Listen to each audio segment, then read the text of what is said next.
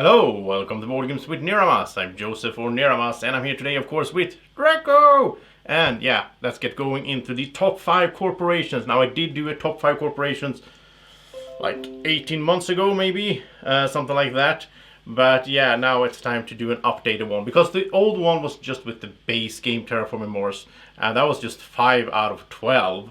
Now we're up to 30 corporations with the promos from BGG, so that's a bunch, and I almost done solo playthroughs for all of them. I have 2 left to go for colonies. I've been a bit behind on that. There's been so much other things I wanted to do. I have all this new fun stuff to play around with in the studio.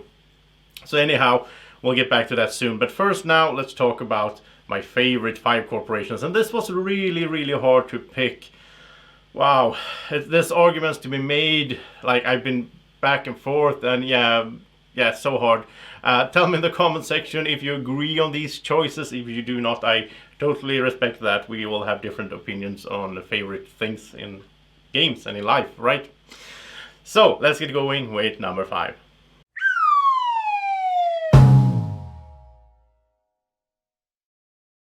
So number 5 is an old classic one from the base game. This is the only one from the base game. I sort of wanted to bring one of them with me there.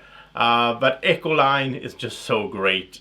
This corporation, it's great for solo and it's great for multiplayer. As usual, for me, it's a bit of a conflict doing this list and all that, because for me at least, solo gaming in Terraforming Mars and multiplayer gaming is pretty much two different games in some ways. So it's hard to say like this is best for solo and then put it in here. I mean, this list is supposed to be for both ways to play the game, right? So Echoline is good in any case. Solo, it's really nice. When I play this solo, I sort of can lean back a bit and feel that, yeah, well, the oxygen is sort of taken care of. Well, at some length at least, because I know those plants are going to come. And what's really good about Echoline is that it only takes 7 plants to do a greenery instead of the normal 8. And it's also an effect, as you can see, so it's not just once every generation or anything like that. Every time you make a greenery, you only spend 7 plants. Of course, in a multiplayer game, my experience with Echoline is that you usually get sort of targeted with those nasty asteroids, because you're the plant guy and everybody's want to stop you. So if you somehow, in the 300 whatever plus 375 I think now cards, you can find protected habitats, then just congratulations to you if you're playing Echoline. So Echoline is awesome, and it's my number 5. So now let's head to number 4.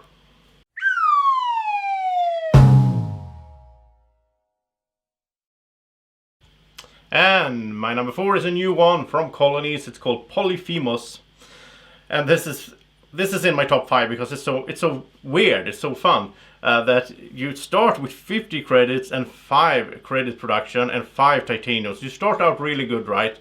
But then each card you get costs you 5 instead of 3, and it doesn't sound that much perhaps, but I mean, it feels like a lot when you're sitting there and you get your 4 cards and you do the draft and so on if you're playing multiplayer. And then you say, okay, I want 2 cards, that's 10. That's 10 credits. It feels like it's a lot. And yeah, of course, this affects how you play, because let's say these, I mean, at least my thinking is that the really cheap cards, they aren't that strong, in the effect of them are not that strong. So paying 5 instead of 3 on top of, let's say, another 5 for the actual card.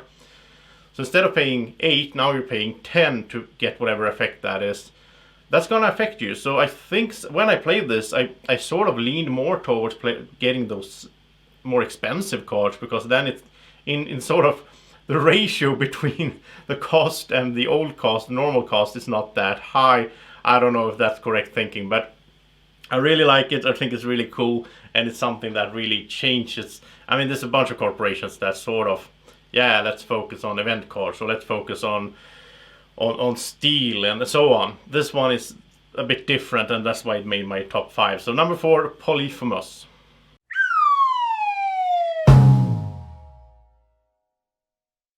Okay, so number 3, Vitor. And this one is mostly for the multiplayer game, obviously, because one of the things you get with this is that you get to fund an award at the start of the game, and I think this is fun. I'm not saying that this might be the best corporation to win in a game. I never care too much about that in games, but it's really fun. It's something really different. It's from Colonies, by the way. It's one of the new ones. And it's so fun because it changes up so that, I mean, normally in a multiplayer game, from my experience, nobody funds a award for the first, third of the game or maybe half the game. Nobody funds an award. That happens later on when people start to see well, I'm in the lead on this or that, and then I fund the award, right? But here you fund an award for free, which is nice, and you do it at the beginning of the game. And that's sort of going to change not just how you play that match, it's going to change how everybody at the table plays. Because now everybody knows that goal is active. And that's really interesting. I think that's so cool with Virtua. So Virtua actually affects the game. If you choose it, it affects the game for everybody, which is interesting. Also, of course, the main effect which I like is that when you play your card with a non-negative VP icon, you gain 3 credits back, including this one. And what that means is basically there's a bunch of cards. There's a lot of cards that are plus points, or VPs, victory points. So there's a bunch of cards that will net you 3 credits back, and that's good. And it's good because there's, it might be that some cards are more overrepresented in getting VPs than other type of cards. I'm not really sure, but I think there's VP cards in all sections, sort of action cards, the project cards, the effect cards. So no matter how you sort of play that game, you will get a bunch of money back by playing cards. So I like Virtua, and of course Virtua is mathematically, it's really good if you're playing a lot of cards, which I like to do in the game anyhow, which sort of contradicts the other one at number 4. But anyhow, that is my number 3, Virtua.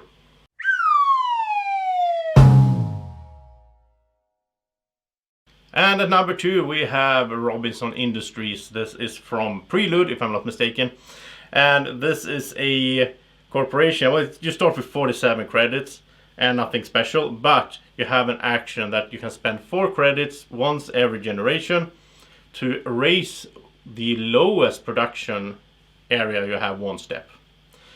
And this is really good because it sort of guarantees you to get, you're gonna get production in everything in a few generations, and you're gonna get production in those that are kind of hard perhaps to get early on, maybe titanium and plants. Usually you don't really have that many cards for that, so this one lets you raise those productions, and this is a really good production corporation basically, because it's especially for a long game, but if you're playing 12 13 generations in a multiplayer game, then of course you're gonna get 12 production raises for free, basically. Not free, it costs 4 credits, but that's really cheap to get some plant production or some titanium or any production really. 4 credits, it's cheap. So yeah, Robinson Industries, I think it's fun. It's very special as well. It's one of those cards that's sort of, I don't think there's any other card or any other corporation that has any similar effects, and I always like the unique ones a bit extra. So Robinson Industries is my number 2, and now let's head to my favorite corporation right now for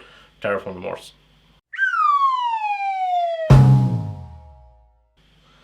So my favorite corporation for Terraforming Mars, and it's been my favorite ever since I got Venus, where I think it's from, Viron. This is just so good. You get 48 credits to start off, and you get an action to use another action card that's already been used this generation. And this, I just love it. I just think it's so much fun, and it's really good as well. I recently won a game using this, a 4-player game with colonies and everything. And in that game I forgot the name, the card that lets you sell a plant or a steel for 7 credits. And I could use Viron, so I can sell 2 every generation, get 14 credits. Or I could use it to do something else, double. I could, get double points on some card. I could, every generation you get to choose. What do you want to double up on?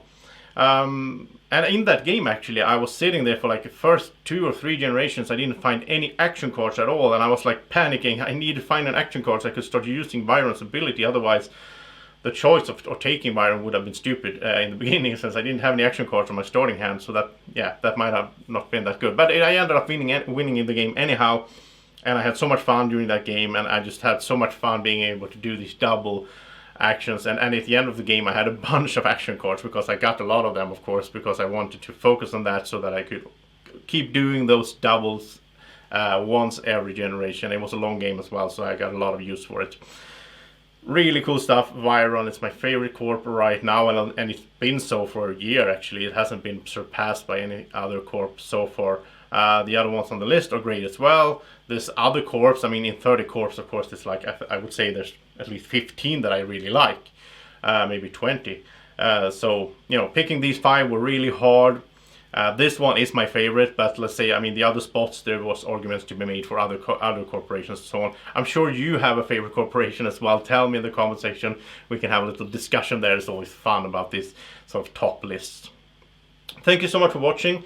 I will be back in the near future with more Terraforming Mars videos as well, gameplay videos and playthroughs and all that. And also we'll be back with doing, I will update these as I go. I will do a new top 5 for the green and top 5 for the blue and so on, because there's so many new cards since we got the expansions going.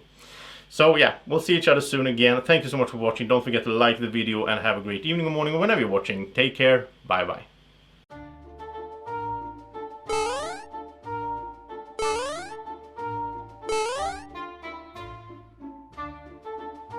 Be like Draco. Follow Board Games with Niramas on Facebook at BGW Niramas.